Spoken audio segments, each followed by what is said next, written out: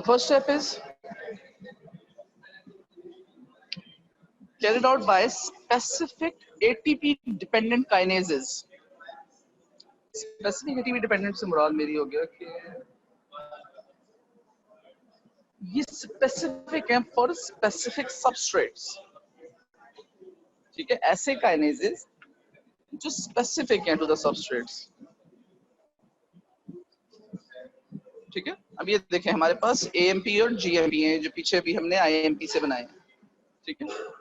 अगर हम AMP का इंस्टेंस लेते हैं तो स्पेसिफिक एंजाइम है उसका adenylate kinase, it will work only on the nucleotides containing adenine, AMP, ठीक हो गया। अगर हम GMP की बात लेते हैं तो उसका एंजाइम है स्पेसिफिक ग्वाइनालेट काइनेज, ठीक है। AMP के साथ ATP मिलेगा, एक फॉस्फेट इसके पास है, तीन फॉस्फेट इसके पास हैं, 4 हो गए टोटल, दो बांट लेंगे, इसी तरह ना दो बांट लेंगे, यानी कि ADP प्लस एक और ADP मॉलिक्यूल, तो ये 2 ADP। अगर हम GMP की बात लेते हैं तो एक और ये हमारे पास फिर 3 है, तो ये भी बांट लेंगे, एक ये इधर आ जाएगा, दो हो जाएंगे ATP और फॉस्फेट दो हो जाएंगे, ATP जो है वो कन्वर्ट हो जाएगा ADP में और GMP जो है वो कन्वर्ट हो जाएगा GDP में, ठीक है ना। तो ये ना स्पेसिफिक है, base specific nucleoside monophosphate kinase का दूसरा नाम, बेस स्पेसिफिक, बेस कौन सी है, specific to that nucleoside monophosphate kinases. Second है इसके non specific ATP dependent, non specific होंगे ATP डिपेंडेंट ऐसे एंजाइम्स, ऐसे रिएक्शंस, उसके लिए बेस स्पेसिफिसिटी नहीं है मगर एनर्जी चाहिए, ATP चाहिए उनको कन्वर्ट करने के। फॉर एग्जांपल रिएक्शन देखें, GDP है, इसके ऊपर ATP आके लगेगा, ATP डिपेंडेंट है, ATP आके लगेगा, एंजाइम आ जाता है इसका nucleoside diphosphate kinase, nucleoside diphosphate, this one here kinase, energy convert करवा रहा है। The GDP is converted into GTP and ATP is then left with ADP, left with only 2 phosphates, that's ADP। ये नीचे वाला जो रिएक्शन है ये हम बाद में देखेंगे, ये हमारे पास पायरामिडीन मॉलिक्यूल है, मगर ऑफ कोर्स जिस तरह हमने पहले कहा कि non specific and base specific नहीं है, तो ये इसी तरह CDP मॉलिक्यूल को भी चेंज कर सकता है CT में, और अगर इस तरह कर सकता है तो UDP को चेंज कर सकता है UTP में, TDP को चेंज कर सकता है TTP में, ADP को चेंज कर सकता है ATP, सही है। तो हमारे पास ये तरीका कार है न्यूक्लियोसाइड मोनोफॉस्फेट से न्यूक्लियोसाइड डाइफॉस्फेट और न्यूक्लियोसाइड ट्राइफॉस्फेट बनाने। रिमेंबर दिस, ये आपको स्टार्ट में दिखाई थी, राइबोसोई फॉस्फेट से PRPP सिंथेटेज, इंपॉर्टेंट एंजाइम है ग्लूटामिन PRPP अमाइनो ट्रांसफरेज, इससे बनता है फॉस्फोराइबोजैलामीन, उससे फिर आगे रिएक्शन होते हैं, बीच में काफी सारे मॉलिक्यूल्स आके अटैच होते हैं, मॉलिक्यूल सच एज, पहले रिएक्शन में हमारे पास आ जाता है ग्लूटामिन, एक नाइट्रोजन देता है, फिर आता है ग्लाइसिन, एक नाइट्रोजन और 2 कार्बन देता है, उसके बाद आ जाता है टेट्राहाइड्रोफोलेट, ठीक है, फॉर्माइल टेट्राहाइड्रोफोलेट मिथाइलिन, वो हमें कार्बन देता है, उसके बाद एक और ग्लूटामिन आता है, ठीक है, हमें नाइट्रोजन देता है, फिर कार्बन डाइऑक्साइड आती है, वो हमें कार्बन देती है, उसके बाद आता है जी हमारे पास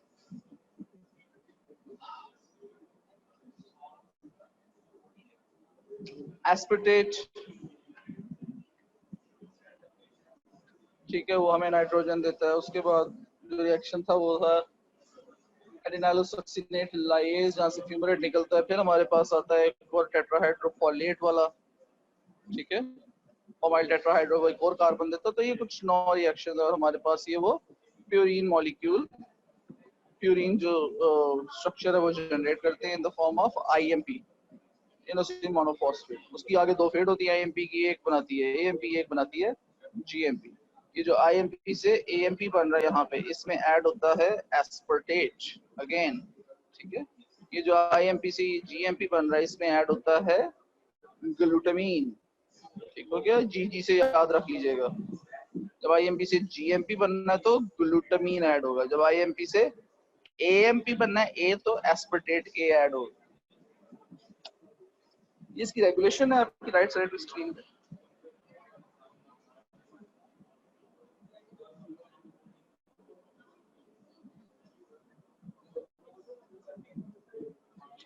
ये फर्स्ट रिएक्शन है PRPP सिंथेटेज। ये इनहिबिट होता है, एलोस्टेरिकली इनहिबिट होता है ADP से। अगर ADP इन्वॉल्व बॉडी में काफी होंगे तो ये रुक जाएगा रिएक्शन। ठीक है, पीछे की रिएक्शन देखा है ना अभी हमने, स्पेसिफिक बेस वाला रिएक्शन क्या था वो भला? AMP से में ATP अगर आके मिलेगा तो क्या बनेगा?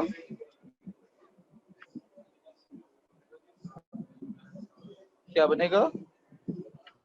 2 ADPs। ठीक है, ये देखें ये रिएक्शन यहाँ पे होता है। AMP से AMP में अगर आके ATP मिलेगा, ये पूरा एक उसने सीक्वेंस दिया हुआ, ATP मिलेगा तो ADP रिलीज होगा। सो ये जो ADP है ये आके इसको इनहिबिट करेगा। यानी कि इस पूरे कैस्केड का ये जो पूरा है de novo सिंथेसिस, इसका जो एंड प्रोडक्ट है AMP, वो इसके पहले रिएक्शन को ही इनहिबिट कर देता है। ठीक है, नेक्स्ट हमारे पास जो PRPP से फॉस्फोराइबोजैलामीन बनता है, इसमें जो एंजाइम था ग्लूटामीन PRP माइटोट्रांसफरेज, ये इनहिबिट होते हैं एलोस्टेरिकली। ये जो एंजाइम है, इंपॉर्टेंट एंजाइम है जिसका, ये इनहिबिट होते हैं एलोस्टेरिकली AMP से, GMP से और IMP से। IMP से, AMP से और GMP से प्रोडक्ट्स हैं, उनसे ये इनहिबिट होते हैं। ठीक हो गया जी। और यहाँ पे अगर हम देखें, हमारे पास IMP से AMP बन रहा है। जैसे ही AMP बनता है तो ये अपने इस रिएक्शन को इनहिबिट कर देता है। IMP से GMP बन रहा है, जैसे ही GMP बनता है तो ये अपने से पहले रिएक्शन को इनहिबिट कर देता है, एंजाइम को इनहिबिट कर देता है एलोस्टेरिक। तो इसके अंदर तकरीबन ये सिर्फ ये जो सिंथेसिस वाले स्टेप्स है ना, जिसके अंदर एडिशंस हो रही है, इनके अलावा जितने भी स्टेप्स हैं उनके अंदर हमारे पास क्या होता है कि जो उसके प्रोडक्ट्स हैं रिएक्शन के, वो उसके एंजाइम्स को इनहिबिट कर रहे हैं एलोस्टेरिक। इसके अलावा हमारे पास ये जो ग्लूटामीन PRPP माइटोट्रांसफरेज है, मैंने आपको पहले भी बताया था कि ये रेट लिमिटिंग और कमिटिंग स्टेप है हमारे पास। जब ये एंजाइम एक्टिवेट हो जाता है तो इसका मतलब कि अब ये जो PRPP मॉलिक्यूल है ये हमारे पास प्यूरिन बनाएगा। ठीक है ना, वो इस रिएक्शन के अंदर, इस पूरे पाथवे के अंदर वो कमिट हो गया। जी, this is the allosteric regulation of this phenomena. हमारे पास दो रिएक्शन से अगर आपको याद हो तो पहला रिएक्शन वो GAR से फॉर्माइल टेट्राहाइड्रोफोलेट लग के फॉर्माइल ट्रांसफरेज से बनता था FGAR, फॉर्माइल ग्लासिनामाइड राइबोटाइड। और एक और रिएक्शन था हमारे पास जिसमें AICR में फॉर्माइल टेट्राहाइड्रोफोलेट फॉर्माइल ट्रांसफरेज की मदद से बनाता था FAICAR। ठीक है, फॉर्म अमाइडामेडाजोल कार्बोक्सिमाइड राइबोटाइड। ये जो दोनों रिएक्शंस है ना, इनमें बेसिकली ना ये टेट्राहाइड्रोफोलेट फॉलिक एसिड ये यूज हो रहा होता है। इसका ना बॉडी में रेगुलेशन के बहुत फिनोमेना हैं। ठीक है, इसकी अब देखें हमारे पास प्यूरिन मेटाबॉलिज्म के लिए, प्यूरिन सिंथेसिस के लिए टेट्राहाइड्रोफोलेट चाहिए, क्योंकि टेट्राहाइड्रोफोलेट बनेगा तो वो फॉर्माइल ग्रुप से या मिथाइलिन ग्रुप से वो अटैच होगा और हमें यहाँ पे आके ये स्ट्रक्चर देगा ताकि वो हमारे पास ये कार्बन जो है वो अटैच कर सके रिंग के लिए, रिंग सिंथेसिस के। ठीक है, कार्बन अटैच कर सके रिंग सिंथेसिस। अगर टेट्राहाइड्रोफोलेट ही नहीं बनेगा तो हमारे पास ये वाले मॉलिक्यूल्स नहीं बनेंगे। अगर टेट्राहाइड्रोफोलेट की सिंथेसिस को रोक दिया जाएगा तो हमारे पास प्यूरिन सिंथेसिस भी डिस्टर्ब होगी। तो कुछ बॉडी के अंदर फिनोमेना हैं, फॉर एग्जांपल पैबा एनालॉग्स हैं, फॉलिक एसिड एनालॉग्स हैं। पैबा एनालॉग्स क्या करते हैं कि वो सल्फोनामाइड्स जैसे होते हैं, वो क्या करते हैं कि पाबा एक मॉलिक्यूल है, पैरा अमाइनो बेंजोइक एसिड, ठीक है ना, उसको कॉम्पिटिटिवली पैबा के एनालॉग्स होते हैं सल्फोनामाइड्स, ठीक है ना। तो ये क्या करते हैं, ये जाके पैबा की जगह पे सल्फोनामाइड लग जाता है, उसके एनालॉग्स हैं, स्ट्रक्चरल एनालॉग्स हैं, तो वो क्या कर देता है, it inhibits the bacterial synthesis of folic acid.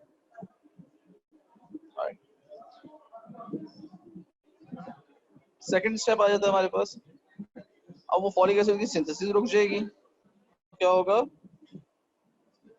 Purine synthesis जो है वो डिस्टर्ब हो। दूसरा हमारे पास आ जाते हैं फॉलिक एसिड एनालॉग्स। इसमें देखें फॉर एग्जांपल मेथोट्रेक्सेट है, एक ड्रग है, ये क्या करती है मेथोट्रेक्सेट, ये inhibit the reduction of dihydrofolate to tetrahydrofolate, वो ये टेट्राहाइड्रोफोलेट सिंथेसिस को रोक रही है, सिंथेसिस को रोक रही है, तो हमारे पास न्यूक्लियोटाइड सिंथेसिस डिस्टर्ब होती है। तो ये जो ड्रग है, जब इस तरह मेथोट्रेक्सेट ड्रग है, तो ये क्या करती है, it limits the tetrahydrofolate available for the use in purine synthesis and thus in slows down DNA replication।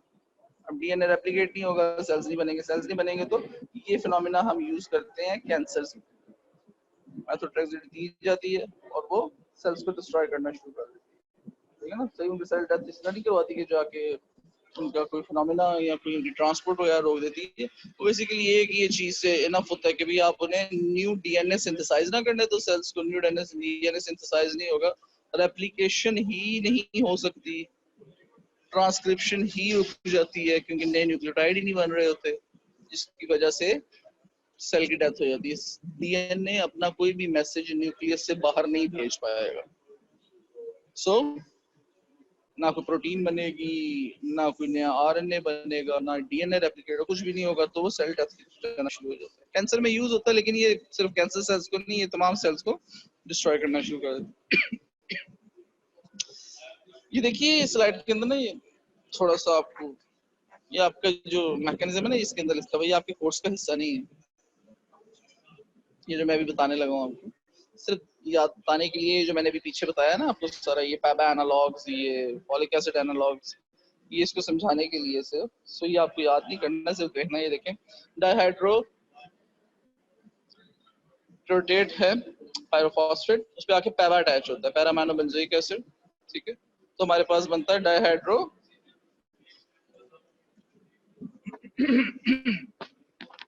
डायरोटेरिएट, ठीक है, सॉरी। तो वो पैबा एनालॉग से करते हैं, यहाँ पे आके अटैच हो जाते हैं, तो इस रिएक्शन को रोक देते हैं।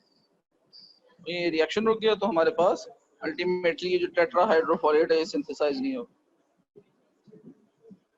अगला जो था हमारे पास वो क्या था, डाइहाइड्रोफोलेट रिडक्टेज एंजाइम को रोकते हैं, ठीक है, डाइहाइड्रोफोलेट की रिडक्शन को रोकते हैं टुवर्ड्स द टेट्राहाइड्रोफोलेट। सही है, ये मेथोट्रेक्सेट था। और भी ड्रग्स हैं, और भी ड्रग्स हैं जो डाइहाइड्रोफोलेट को टेट्राहाइड्रोफोलेट में कन्वर्ट नहीं होने देते। तो ये दो वो जो पिछले हमारे पास गुजरे हैं ना, पैबा एनालॉग और फॉलिक एसिड में, टेट्राहाइड्रोफोलेट नहीं बनेगा तो प्यूरिन सिंथेसिस रुक जाएगी, और ये बाकी इसके जो फिनोमेना है ये भी रुक जाएंगे। We are not concerned with it, we are not even concerned with this pathway as well, लेकिन सिर्फ आपको समझाने के लिए कि जो पैबा एनालॉग्स है, ठीक है ना, और ये जो डाइहाइड्रोफोलेट रिडक्टेज है, ये कैसे रोकते हैं प्यूरिन सिंथेसिस को, डायरेक्टली नहीं इनडायरेक्टली। नेक्स्ट हमारे पास में आईएमपी हाइड्रोजिनेज है, ठीक है।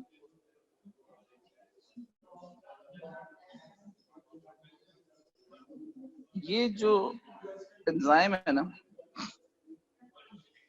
इसको एक ड्रग है माइक्रोफेनोलिक एसिड, ये ड्रग ना इसको इनहिबिट कर देती है, आईएमपी मोनोफॉस्फेट डिहाइड्रोजिनेज को, आईएमपी डिहाइड्रोजिनेज को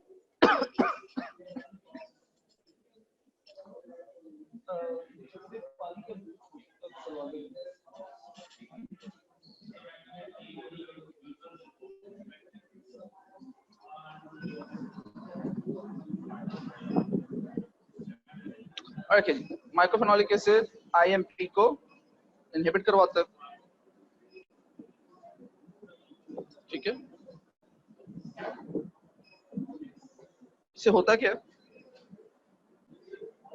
ये जो ड्रग है ना ये रोक देती है टी सेल और बी सेल की प्रोलिफरेशन को। टी सेल और बी सेल हमारे पास इम्यूनो सप्रेशन में यूज होते हैं, ठीक है, हमारी बॉडी का इम्यून रिस्पॉन्स है ये। और अगर ये रुक जाएंगे तो क्या होगा, इम्यूनो सप्रेशन होनी शुरू हो जाएगी। तो ये जो ड्रग है ना ये as an immunosuppressant use होती है। जब कोई ये ट्रांसप्लांट वगैरह होता है, ग्राफ्ट वगैरह लगाया जाता है, तो ट्रांसप्लांट रिजेक्शन और ग्राफ्ट रिजेक्शन को रोकने के लिए यूज होता है, बॉडी से रिजेक्ट ना कर दे। टी सेल और बी सेल की प्रोडक्शन को जरा रोका जाता है और बॉडी वो जो भी इम्प्लांट उसमें लगाया गया, कोई लिवर हो गया, कोई स्किन हो गया, कोई भी XYZ जो इम्प्लांट लगाया गया वो एक्सेप्ट कर ले बॉडी, ठीक है। ये एक ड्रग यूज होती है IMP को रोकने के लिए। सो ड्रग यूज होगी, IMP नहीं काम करे, IMP डिहाइड्रोजनेस काम नहीं करेगा तो हमारे पास क्या होगा, हमारे पास न्यूक्लियोटाइड सिंथेसिस सिंथेसिस हिंडर हो जाएगी, रुक जाएगी। Alright, this is it for our de novo synthesis. Normal regular class होती तो I would have stopped and asked for questions, लेकिन अभी मैं थोड़ा सा आगे जा रहा हूँ। I'm gonna keep on going. I will stop in about 10 minutes for questions. I'm gonna start the next pathway, salvage pathway of purines. The major side of salvage pathway of purines is again liver. De novo synthesis की भी liver ही थी. In this phenomena, we will see utilization of exogenous purines to form nucleotides. Exogenous purines जो हम खाना नहीं खाते, जो बाहर से आते हैं, उसमें से न्यूक्लियोटाइड निकाल लिए जाते हैं। ऑफ कोर्स आप मिसाल के तौर पे कोई भी मीट खा रहे हैं, ठीक है, मीट के अंदर वो एक जिंदा जानवर था, वो उसके अंदर सेल्स हैं, उस सेल्स के अंदर न्यूक्लियस है, न्यूक्लियस के अंदर DNA है, उन सेल्स के अंदर RNA है, ठीक है। वो जब हम खाएंगे तो वो पूरे का पूरा वो ब्रेक डाउन होगा, वो डाइजेस्ट होगा, उसमें से ये बायोमोलिक्यूल सारे के सारे लिबरेट होंगे और हम उन्हें एब्जॉर्ब कर सकते हैं अपने बॉडी में, ठीक है। तो एज सच बेस बनाने की जरूरत नहीं पड़ती फ्रॉम स्क्रैच, जिस तरह भी हमने de novo synthesis देखी कि एक एक चीज इकट्ठी करके ग्लूटामीन, ग्लाइसिन, टेट्राहाइड्रोफोलेट, फिर से ग्लूटामीन, फिर से अपना कार्बन डाइऑक्साइड और फिर से एस्पर्टेट और फॉर्माइल टेट्राहाइड्रोफोलेट, इस तरह एक एक करके चीजें जरूरत नहीं पड़ती, वो पूरी की पूरी बेस ही उठा लेती है बॉडी, ठीक है। Please hold on for minute, पढ़ी लेते हैं।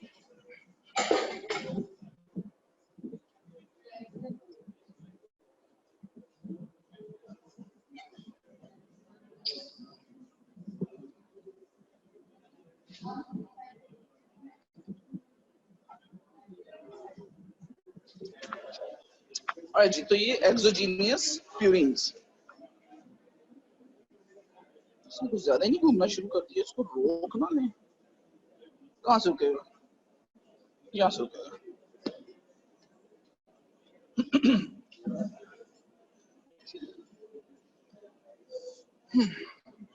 So these purines are obtained from the diet. अब इसमें फायदा बहुत है। फायदा ये है कि far less energy is required than the de novo synthesis. Energy नहीं यूज होती है उसमें, तो इतनी एनर्जी यूज होती है हमारी de novo synthesis के अंदर, ठीक ठाक ATP लगता है, इसमें नहीं लगता है। इसमें प्यूरिन बना बनाया है, हमें क्या जरूरत है ATP की, मजीद से ATP लगेगा ट्रांसपोर्ट में लग जाएगा थोड़ा सा।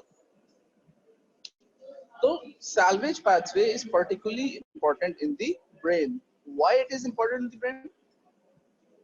देखिए ना, अगर बॉडी के अंदर de novo synthesis नहीं हो रही तो इसका मतलब है कि हमें प्यूरिन तो चाहिए, प्यूरिन कहाँ से आ रहे हैं, सैल्वेज पाथवे से, ठीक है ना।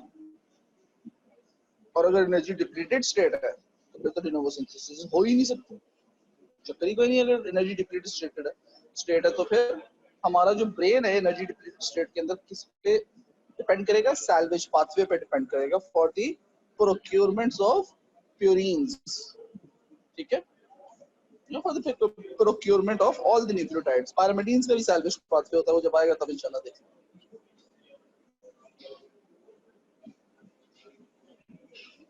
तो एक तो ये हमारे पास de novo पाथवे था जिसमें हमने देखा कि एक एक आकर करके चीजें न्यूक्लियोटाइड में। दूसरा हमारे पास इसका वेरिएंट आ गया सैल्वेज पाथवे। सैल्वेज पाथवे में हमारे पास दो चीजें चाहिए, बेस बनी बनाई आती है और PRP भी चाहिए। PRP की क्या था, फॉस्फोराइबोजाइल पायरोफॉस्फेट, ये कहाँ से बनता है? राइबोज 5 फॉस्फेट में एटीपी ऐड होता है और एंजाइम पीआरपीपी सिंथेटेज की मदद से बनाता है पीआरपीपी। ठीक हो गया। और ये जो बेसिस है ये कहाँ से आती हैं? ये आती है हमारे पास डाइजेशन से, digestion of DNA RNA, digestion of DNA RNA से ये टूटते हैं, बनाते हैं न्यूक्लियोटाइड्स, न्यूक्लियोटाइड्स टूटते हैं बनाते हैं न्यूक्लियोसाइड्स, न्यूक्लियोसाइड्स मजीद टूटते हैं बनाते हैं बेसिस, बेस के ऊपर अगर शुगर लगा दी जाए तो वो बन जाता है न्यूक्लियोसाइड, न्यूक्लियोसाइड के ऊपर फॉस्फेट लगा दिया जाए तो वो बन जाता है न्यूक्लियोटाइड, न्यूक्लियोटाइड ढेर सारे मिल जाए तो वो बन जाते हैं आरएनए, अगर एक ही चेन में मिले तो। अगर वो दो किस्म की चेन आपस में जुड़ जाए तो वो बन जाता है डीएनए। तो ये सारे का सारा फिनोमेना है कैटाबॉलिज्म का, रिवर्स कर ले तो ये डिग्रेडेशन का। अब ये जो नाइट्रोजनस बेसिस और न्यूक्लियोसाइड्स है ना, ये सैल्वेज पाथवे में आ जाते हैं, बॉडी इनको प्रोक्योर कर सकती है, एब्जॉर्ब कर सकती है डाइजेशन के बाद। और जी ये देखें आरएनए एंड डीएनए,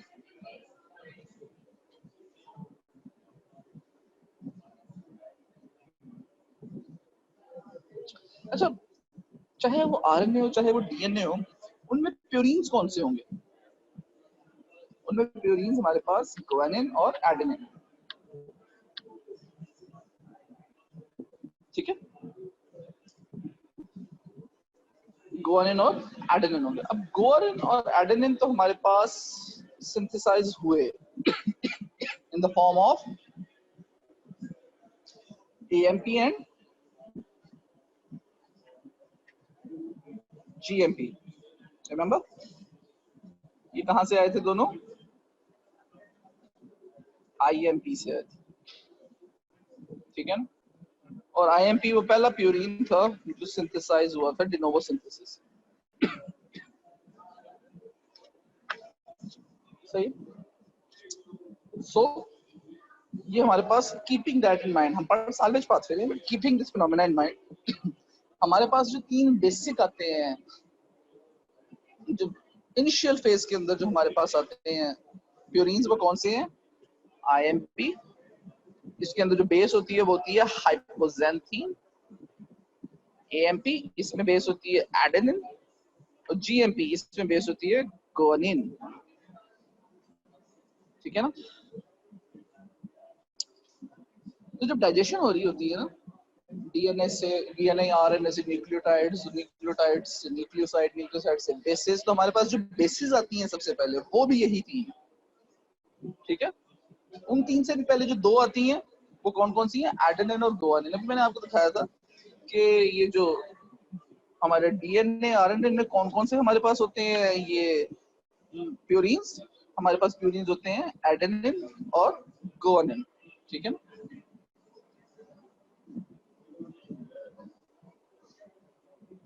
तो जब ब्रेकडाउन कंप्लीट हो जाएगा तो हमारे पास जो बेसिस आएंगी वो होंगी एडेनिन और ग्वानिन जो एब्जॉर्ब होंगी।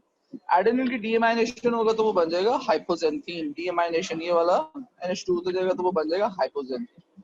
ग्वानिन की जब डीएमाइनेशन होगी तो वो बन जाएगा जेंथीन।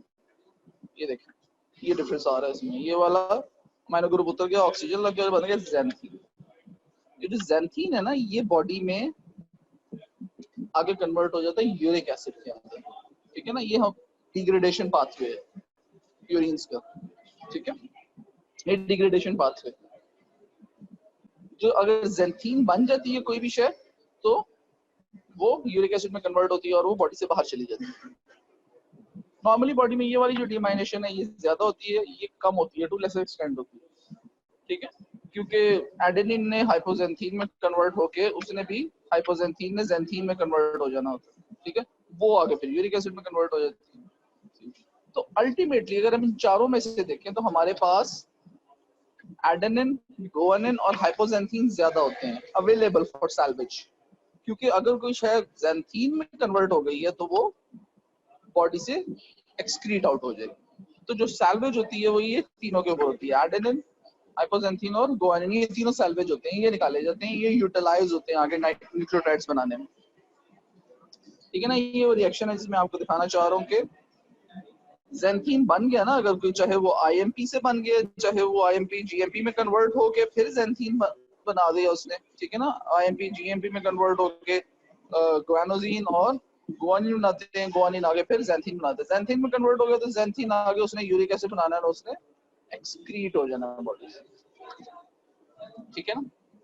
अच्छा, जस्ट टू रिकॉल, IMP से GMP बनाने के लिए कौन सा अमीनो एसिड यूज होता है? G से था ग्लूटामीन, ठीक हो गया जी।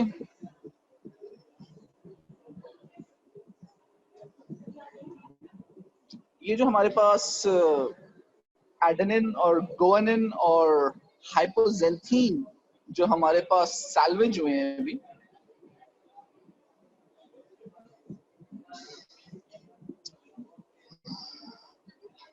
अगर हम वो पहला रिएक्शन देखें जो सैल्वेज पाथवे पे देखा था हमने, ये जो सैल्वेज जो है हमारे पास अभी, इनके ऊपर क्या ऐड होना है? उसमें क्या था? PRPP और बेस चाहिए थी, बेस हमारे पास सैल्वेज हो गई, उसके बाद हमारे पास आके PRPP मॉलिक्यूल लगेगा, ठीक है ना, और हमारे पास बन जाएगा न्यूक्लियोटाइड, न्यूक्लियोसाइड, ये देखें न्यूक्लियोटाइड बन जाएगा हमारे पास, ठीक है, जिसमें ये हमारे पास राइबोज शुगर है, ये हमारे पास नाइट्रोजनस बेस है एडेनिन, और ये हमारे पास फॉस्फेट, ठीक हो गया जी। लाइकवाइज, अच्छा यहाँ पे इसका एक चीज आएगी, reaction enzyme adenine phosphoribosyl transferase, adenine phosphoribosyl transferase, ठीक है, APRT। दूसरे जो हमारे दो सैल्वेज हो रहे थे नाइट्रोजन बेसिस, एक थी हाइपोजेंथीन और एक थी गुआनिन, इनके लिए कॉमन एंजाइम होता है hypoxanthine guanine phosphoribosyl transferase, H hypoxanthine guanine phosphoribosyl transferase, कुछ जगह पे इसको HPRT भी लिखा हुआ है, same hypoxanthine guanine phosphoribosyl transferase, इसमें भी वही है, PRPP आके अटैच होगा, और अगर हाइपोजेंथीन बेस है तो IMP बन जाएगा, गुआनिन बेस है तो GMP हमारे पास बन जाएगा, क्वाइट सिंपल, ठीक है जी। तो हमने डिनोवो से बनाया IMP, उससे बना AMP और GMP, ये आगे से AMP जो है ADP और ATP बना सकते हैं, GMP GDP और GTP बना सकते हैं। सैल्वेज के अंदर हमने क्या क्या सैल्वेज किया? हमने DNA और RNA से सैल्वेज किया, AMP भी कह सकते हैं हम, ठीक है, लेकिन ऑफ कोर्स हमने सैल्वेज जो किया वो न्यूक्लियोटाइड नहीं, अगर हमने न्यूक्लियोटाइड सैल्वेज कर लिया होता तो हमें जरूरत ही ना होती मजीद करने की। तो हमने एडेनिन सैल्वेज किया, हमने गुआनिन सैल्वेज किया, ठीक है, एडेनिन सैल्वेज किया, हमने गुआनिन सैल्वेज किया, एडेनिन डीअमाइनेट होके बना हाइपोजेंथीन, गुआनिन डीअमाइनेट होके बना ज़ैंथीन, और ज़ैंथीन एक्सक्रीट आउट हो सकता है in the form of uric acid. तो ये तीन है हमारे पास जो सैल्वेज हुए। एडेनिन होगा तो बनेगा हमारे पास सैल्वेज होके PRPP ऐड होके AMP, गुआनिन के साथ PRPP ऐड होगा तो बनेगा GMP, हाइपोजेंथीन के साथ PRPP ऐड होगा तो बनेगा IMP, ठीक हो गया। और वही IMP आगे ADP ATP GMP आगे GDP GTP, ठीक है ना, IMP IMP फिर AMP और GMP बना सकते। So this is our whole synthesis of purines. I am finishing the lecture at the moment. If you have any questions, please go ahead. Raise your hands. जो आपके हमारे जो host हैं, host computer है, वो आपको अलाउ कर देंगे क्वेश्चन पूछने के लिए। You can ask the questions, please. मैं स्क्रीन शेयर खत्म कर रहा हूँ।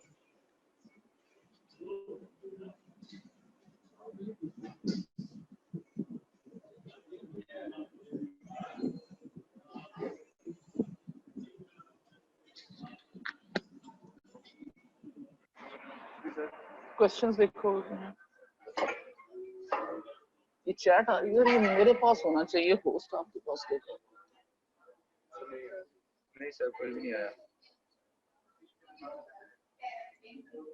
5 minutes हो भाई।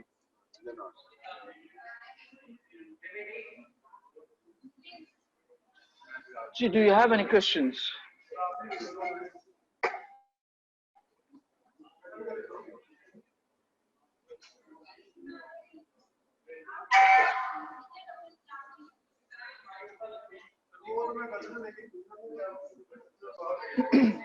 Again, do you have any questions, please?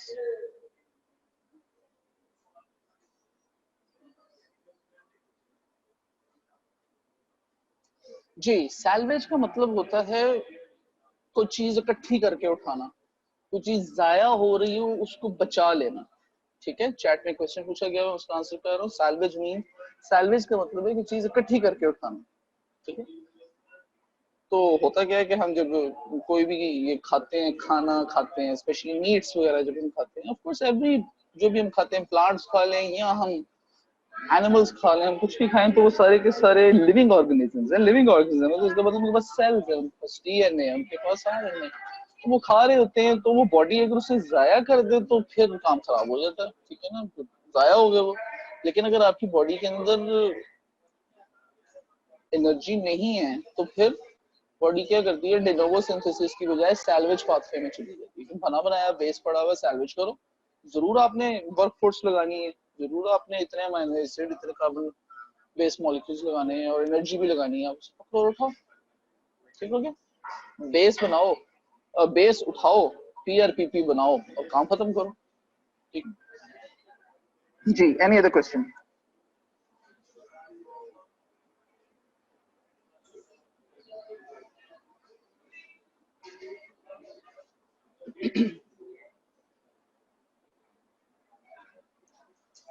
Please go ahead, questions पूछा करें।